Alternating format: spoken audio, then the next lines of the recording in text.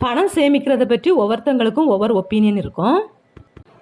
ஒருத்தங்க சொல்லுவாங்க, வாழ்க்கை வந்து வாழ்கிறதுக்கு தானே, பணம் எதுக்கு சம்பாதிக்கிறோம், நல்லா செலவு பண்ணுறதுக்கு தானே, என்ஜாய் பண்ணுறதுக்கு தானே, அதனால் நல்லா என்ஜாய் பண்ணிவிட்டு போயிட்டே இருக்க வேண்டியதுதான் அப்படி சொல்லுவாங்க. இன்னொருத்தங்க என்ன சொல்லுவாங்கன்னா, நம்ம வாழ்கிறதே கொஞ்சம் நாள், நாளைக்கு இருக்கிறதே நிரந்தரம் கிடையாது, எதுக்கு நம்ம பணத்தை சேமித்து வச்சுட்டு, இப்படி வேற சொல்லிட்டு பணத்தை செலவு பண்ணிகிட்டே இருப்பாங்க. இன்னொருத்தங்க என்னென்னா, இது என்னது கருமித்தனம், கஞ்சத்தனம் பிடிச்சிட்டு பணத்தை நல்லா செலவு பண்ணணும் இப்படி சொல்லுவாங்க. இல்லை, நம்ம சந்தோஷமாக கடன் இல்லாமல் வாழ்கிறதுக்கு சேவிங்ஸ் ரொம்ப முக்கியம் இப்படின்னு சொல்லுவாங்க.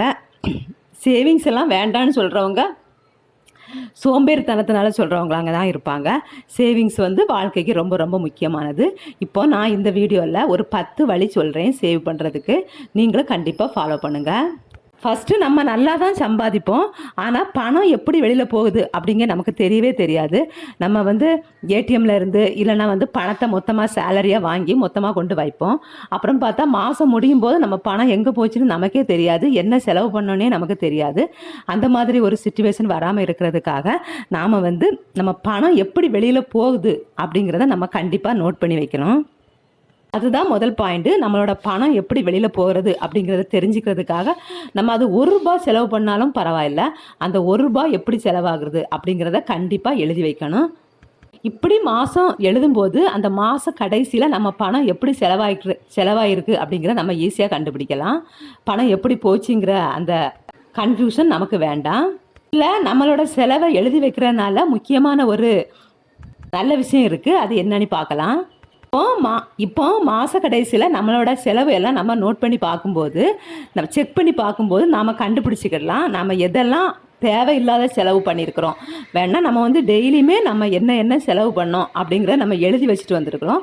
இப்போ மாத கடைசியில் நம்மள்கிட்ட பணம் இல்லாத போது சரி, கொஞ்சம் பணம் இருக்கும்போதும் சரி, நம்ம எழுதி வச்ச இதெல்லாம் பார்க்கும்போது நம்ம எந்தெந்த விஷயத்தில் தேவையில்லாத செலவு எதை பண்ணியிருக்கோம் அப்படின்னு தெரிஞ்சு அதை குறைச்சிக்கலாம்.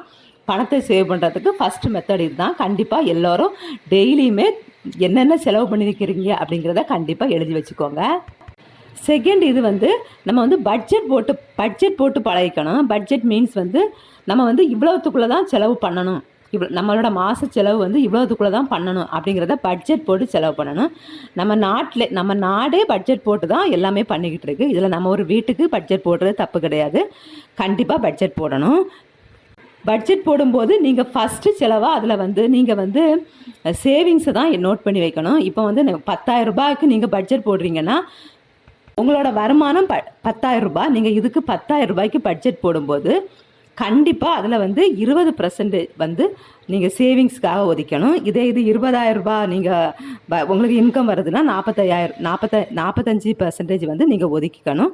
எப்போவுமே பட்ஜெட் போடும்போது சேவிங்கை ஃபஸ்ட்டு செலவாக நீங்கள் வச்சுக்கணும். ஃபஸ்ட்டு சேவிங் எழுதிட்டு நீங்கள் அப்புறமேல் வேறு எல்லாத்துக்கும் பட்ஜெட் போடணும். மூணாவது, பணத்தை சேமிக்கணும் அப்படின்னு நம்ம இருந்தாலே தேவையற்ற செலவுகள் எல்லாம் கண்ட்ரோல் பண்ணணும். இப்போ தேவையற்ற செலவு எதிர் வருதுன்னு பார்த்தா வெளியில் சாப்பிட்றது, அடுத்தது என்டர்டெயின்மெண்ட்டுக்காக நம்ம நிறையவே செலவு பண்ணுவோம். இது மாதிரி வெளியில் போகிறது, தேவையற்ற ட்ரெஸ் எல்லாம் எடுக்கிறது, ரொம்ப காஸ்ட்லியாக ட்ரெஸ் எடுக்கிறது, இது எல்லாமே தேவையற்ற செலவு தான். இதெல்லாம் நம்ம வெளியில் சாப்பிடாமல் இருக்க முடியாது அப்படிங்கிற இதெல்லாம் கிடையாது. நம்ம ஹெல்த்தாக வீட்டில் சமையல் பண்ணி சாப்பிடலாம். அது மாதிரி வெளியில் இந்த சாப்பிட்றத கண்டிப்பாக குறைச்சிக்கோங்க. அது மாதிரி என்டர்டெயின்மெண்ட் வந்து தீம் பார்க்கு தான் போகணும், நம்ம பிள்ளைங்களோட பார்க்குக்கு போய் டைம் ஜாலியாக என்டர்டெயின்மெண்ட் பண்ணணும் அப்படின்னு நினச்சிங்கன்னா தீம் பார்க்கு தான் போகணும். ₹1000 ₹2000 டிக்கெட் எடுத்து தான் போகணும் கிடையாது. நம்ம சாதாரண ஒரு பார்க்கில் போய் ஃப்ரீயாக உள்ள பார்க்கில் போய் கூட நீங்கள் டைமை ஜாலியாக பிள்ளைங்க கூட என்ஜாய் பண்ணலாம். அது மாதிரி நீங்கள் பார்த்துக்கோங்க. நாலாவது, பிடிச்ச பொருளெல்லாம் வாங்கிட்டு இருக்கக்கூடாது. இப்போ நமக்கு வந்து ஒரு ₹10,000 ₹15,000 ஒரு பொருள் தேவைப்படுது. தேவைப்படுது அப்படி இல்லை, தேவையை வாங்கிக்கலாம். பிடிக்குது, நமக்கு அதை பார்த்த உடனே பிடிக்குது அப்படின்னு வச்சுக்கலாம். நம்ம உடனே அதை போய் வாங்கிடக்கூடாது. அதுக்காக ஒரு மாதம் நம்ம ஒரு பொருளை பார்த்து வச்சுட்டு ஒரு மாதம் நம்ம அதுக்கு டைம் எடுத்துக்கலாம். அந்த ஒரு மாதம் டைம்லேயே தெரியும் நம்ம வந்து நமக்கு அது தேவையா இல்லைன்னா ஆடம்பரமா இல்லைனா ஆசையா அப்படின்னு நம்ம கண்டிப்பாக தெரிஞ்சுக்கலாம். தேவை அப்படிங்கிற பட்சத்தில் மட்டும்தான் நீங்கள் அந்த பொருளை வாங்கணும். 10,000 15,000 கொடுத்து அந்த பொருள் நமக்கு தேவையே இல்லை அப்படின்னு நமக்கு தோணும். ஒரு மாதம் நீங்கள் டைம் கொடுத்தீங்கன்னா அப்போ கண்டிப்பாக அந்த திங்ஸை வாங்காதீங்க. எந்த ஒரு சாதனம் உங்களுக்கு பிடிச்சிருக்கு அப்படின்னு சொல்கிறதுக்காக வாங்காதீங்க. தேவை இருந்தால் மட்டும் வாங்குங்க. அடுத்து 5வது பாயிண்ட்டு ரொம்ப ரொம்ப முக்கியமான பாயிண்ட்டு, சேவிங்ஸை வந்து நம்ம கோல் பண்ணிக்கணும். கோல் சேவிங்ஸில் கோல் செட் பண்ணிக்கணும். அதுதான் 5வது பாயிண்ட்டு. அதாவது சும்மா சேவ் பண்ணணும்னு சொல்லிட்டு இருந்தால் நம்ம சேவ் பண்ண முடியாது. பஸ் ஸ்டாண்டில் போய் உட்காந்துட்டு நான் எங்கே போகணும் அப்படிங்க தெரியாமல் பஸ் ஸ்டாண்டில் போய் உட்காந்தா நம்ம அப்படியே தான் உட்காந்துருப்போம். 3 நாள் 1 வாரம் ஆனாலும் அதே இடத்துல தான் உட்காந்துருப்போம். ஆனால் நான் வந்து சென்னைக்கு போகணும், ஊட்டிக்கு போகணும் அப்படின்னு சொல்லி நம்ம ஒரு பஸ்ஸில் ஏறும்போது தான் நம்ம நினச்ச இடத்துக்கு போய் சேர முடியும். பஸ் ஸ்டாண்டில் போய் உட்கார்ந்த உடனே நம்ம எங்கேயாவது போயிட மாட்டோம். மனசில் நினச்சிட்டு இருந்தால் போக முடியாது. அதுக்குள்ள பஸ்ஸில் நம்ம ஏறி உட்கார்ந்தா மட்டும்தான் போக முடியும். அதே மாதிரி நீங்கள் வந்து கோல் செட் பண்ணிக்கணும். நான் வந்து 6 மாதத்துக்குள்ளே 50,000 ரூபாய் நான் வந்து சேவ் பண்ணியே தீருவேன், 1 வருஷத்துக்குள்ளே 1 லட்சம் ரூபாய் சேவ் பண்ணியே தீருவேன். அந்த மாதிரி நீங்கள் கண்டிப்பாக உங்களோட சேவிங்ஸ் கோலை வந்து செட் பண்ணிவிட்டு நீங்கள் அப்புறம் சேவ் பண்ண ஆரம்பிக்கணும். சும்மா சேவ் பண்ணேன் அப்படின்னு சொல்லிட்டு இருந்தால் சேவ் பண்ணிட முடியாது. நான் வெயிட் லாஸ் பண்ணுவேன்னு சொன்னால் வெயிட் லாஸ் ஆகிறாது. அதுக்குள்ளே ஸ்டெப் எடுக்கணும். அது மாதிரி தான் உங்களோட இன்கம் எவ்வளவோ அதுக்கு தகுந்தவாறு நீங்கள் ஒவ்வொருத்தங்களும் ஒவ்வொரு மாதிரி கோல் செட் பண்ணி அதை வந்து அடைகிறதுக்கு நீங்கள் முயற்சிகள் எடுக்கணும். கோல் செட் பண்ணாமல் நான் சேவ் பண்ண போகிறேன்னு சொல்லிக்கிட்டு இருந்து ஒரு யூஸும் கிடையாது. 6வது, பிடிச்ச விஷயத்தை வந்து ஃபஸ்ட்டு செலவாக நம்ம ஒரு சாதனம் பிடிக்கும் அப்படிங்கிறதுக்காக அதை ஃபஸ்ட்டு செலவாக வைக்கக்கூடாது. நமக்கு தேவை எதுவோ அதுக்கு ஃபஸ்ட்டு செலவாக வைக்கணும். இப்போ ட்ரெஸ் எடுக்கிறோம், அது ஒரு தேவை தான். ஆனால் வந்து 5,000 ரூபாய்க்கு தான் ட்ரெஸ் எடுக்கணும் அப்படிங்கிறது ஒரு தேவை கிடையாது. அது ஒரு ஆடம்பரம். அதனால் நமக்கு வண்டி வாங்குறதும் அதே மாதிரி தான். நார்மலான ஒரு வண்டி வாங்கலாம், அது வந்து நம்மளோட தேவை. ஆனால் வந்து நம்மளோட ஆசை எதுன்னா ஒரு பெரிய வண்டி, நல்ல ஏசியெல்லாம் வாட்டி பெரிய கார் வாங்கணும், அது மாதிரி உள்ளது வந்து நமக்கு ஒரு பெரிய அந்த ஆசை வேறு, தேவை வேறு. தேவை எது அப்படின்னு நீங்கள் தெரிஞ்சுக்கிட்டு, தேவைக்கும் ஆசைக்கும் வித்தியாசம் தெரிஞ்சுட்டு அப்புறம் நீங்கள் ஒரு சாதனத்தை வாங்குங்க, ஒரு பொருளை வாங்குங்க.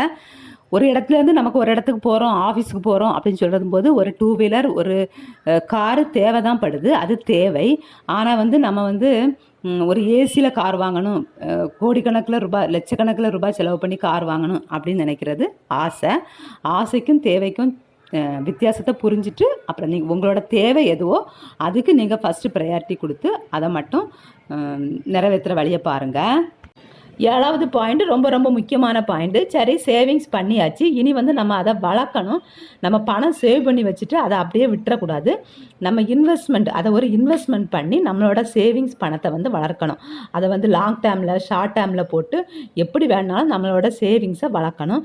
எமர்ஜென்சிக்குன்னு தனியாக நீங்கள் ஒதுக்கி அதையும் தனியாக எமர்ஜென்சிக்குன்னு எப்போவுமே அதை எடுக்கிற மாதிரி தனியாக அதையும் சேவ் பண்ணி வச்சுக்கணும். இல்லாட்டி நம்மளோட பணம் எவ்வளவு சேவிங்ஸ் இருந்தாலும் நம்ம கடன் வாங்கி செலவு பண்ணுற மாதிரி தான் ஒரு சிச்சுவேஷன் வரும். அதனால் நீங்கள் உங்களுக்கு பண தேவை எப்படி இருக்கோ அதுக்கு தகுந்தவாறு நீங்கள் ஷார்ட் டேர்மில் லாங் டேர்மில் அது மாதிரி இன்வெஸ்ட்மெண்ட் பண்ணி பணத்தை கண்டிப்பாக பெருக்கணும். இப்போ அதுதான் புத்திசாலித்தனம்.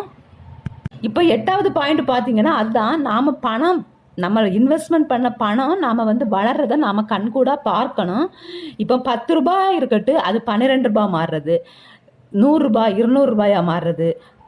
அந்த மாதிரி நம்மளோட பணத்தை வந்து பணம் வந்து வளர்றதை நம்ம கண் முன்னாடி பார்க்கணும். இப்படி பார்க்கும்போது நமக்கு கண்டிப்பாக அதோட டேஸ்ட் நமக்கு தெரிஞ்சிட்டனாலே நம்ம வந்து பணத்தை வந்து நம்ம சேவ் பண்ணுறதுக்கும் இன்வெஸ்ட் பண்ணுறதுக்கும் நமக்கு ஆட்டோமேட்டிக்காக நமக்கு வரும்.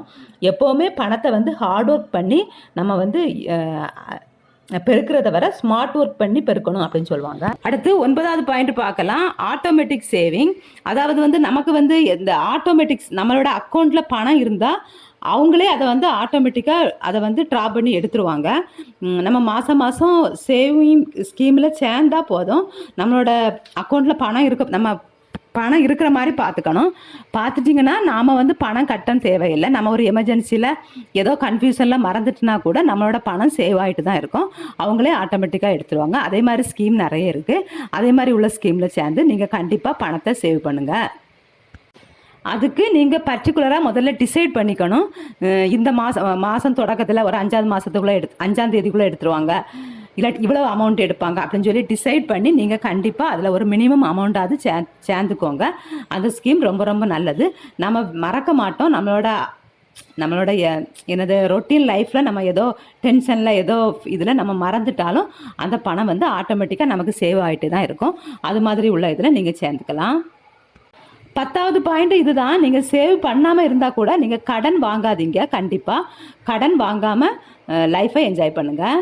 பிடிச்சிருந்தா வீடியோவுக்கு மறக்காமல் ஒரு லைக் கொடுங்க. தேங்க்யூ.